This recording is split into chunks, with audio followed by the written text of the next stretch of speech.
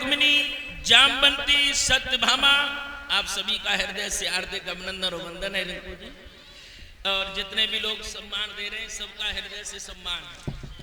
मेरी भाई बहनों, श्री सुखदेव जी सावधान करते हैं राजन परिषद पहली रानी। भैया अभी नाम लेने का समय नहीं, आप सबका हृदय से सम्मान।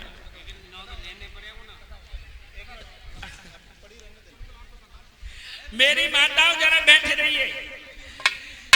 पहली रानी है रुक्मिणी, दूसरी जामवंती, तीसरी सत्यभामा, चौथी कालिंदी, पांचवी मित्रवृंदा, छठवीं सत्या, सातवीं भद्रा, आठवीं लक्ष्मणा। ये भगवान की 8 पटरानियां हैं। एक भौमासुर नाम का राक्षस हुआ है जिसे हम और आप नरकासुर कहते जाने 16,100 लड़कियों को कैद में कर लिया। भगवान कन्हैया सत्यभामा को साथ में लेकर के गए, भौमासुर का वध किया, 16,100 लड़कियों को कैद से मुक्त किया और सबके साथ भगवान ने प्राण ग्रह संस्कार कर लिया। बोलिए आनंद कंद भगवान की। बड़ा आनंद है द्वारका में। नद लाला दुल्हनिया ले आए द्वारिका में, नद लाला दुल्हनिया ले आए द्वारिका में, गोपाला दुल्हनिया ले आए द्वारिका में, गोपाला दुल्हनिया ले आए द्वारिका में। अरे कौन के सर पे मुकुट विराजे, और कौन के सर पे कटक चुनरी द्वारिका में, अरे कौन के सिर में चढ़क चुनरी द्वारिका में, नद लाला दुल्हनिया ले आए द्वारिका में। नद लाला दुल्हनिया ले आए द्वारिका में। अरे श्याम के सर पे मुकुट विराजे, और रुक्मिणी के सर पे कटक चुनरी द्वारिका में, रुक्मिणी द्वारिका में। नद लाला दुल्हनिया ले आए द्वारिका में। नद लाला दुल्हनिया ले आए द्वारिका में। बोलिए आनंद कंद भगवान की। और भगवान की हर रानी से एक एक बेटा 10-10, एक एक बिटिया 10-10 लला पैदा हुए। 1,77,188 भगवान के लली लला है। द्वारका में बड़ा आनंद आता है, सभी लोग यज्ञ और हवन करते हैं, भगवान का ध्यान करते हैं, बहुत आनंद आ रहा है।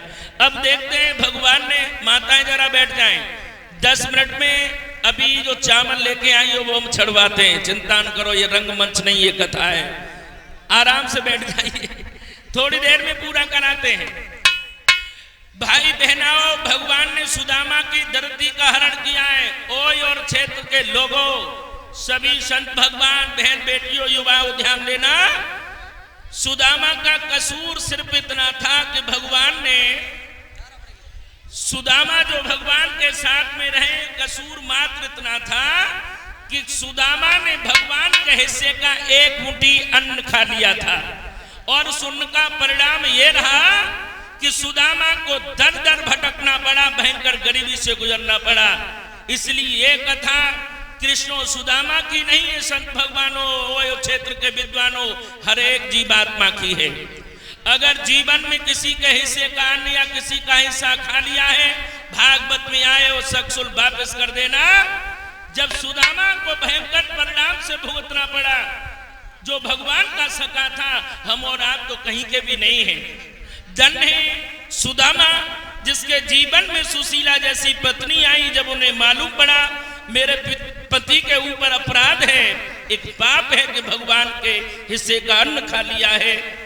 सुदामा की पत्नी सुशीला बहुत विदुषी है, वो समझ गई नरेंद्र गुरुदेव जी, जब तक इतने ही अन्न का हिस्सा भगवान को भेंट नहीं होगा, तब तक मेरे घर की दरिद्रता का, गरीबी का हरण नहीं होगा। उस देवी को पता चला, भिक्षा करके आई, 3 मुट्ठी चावल मिल गए, अपने स्वामी को दे दिए कि जाओ द्वारकाधीश को भेंट कर आओ।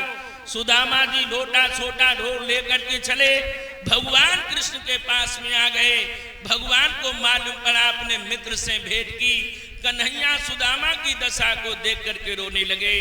पैरों में फटी हुई बीमारी है, कांटा निकाला, स्नान कराया, नूतन वस्त्र धारण कराए, उसके बाद उस महल में ले गए। आहा, दोनों मित्र बड़े प्रेम से बोले, कुछ भेंट भाभी ने भेजी है कि नहीं? सुदामा छुपा रहा है। भगवान को मालूम पड़ा, वो पोटली खींच ली और वो पोटली बहना हाथ से छूट गई। बारे प्रभु, सुदामा सोच रहे काऊ को बुलवाएंगे, फेंकवाएगो, लेकिन भगवान बड़े प्रेम से पान करते हैं। जो भी माता बहनाएं चावल लाई है वो भगवान को भेंट कर दे, फेंकना नहीं।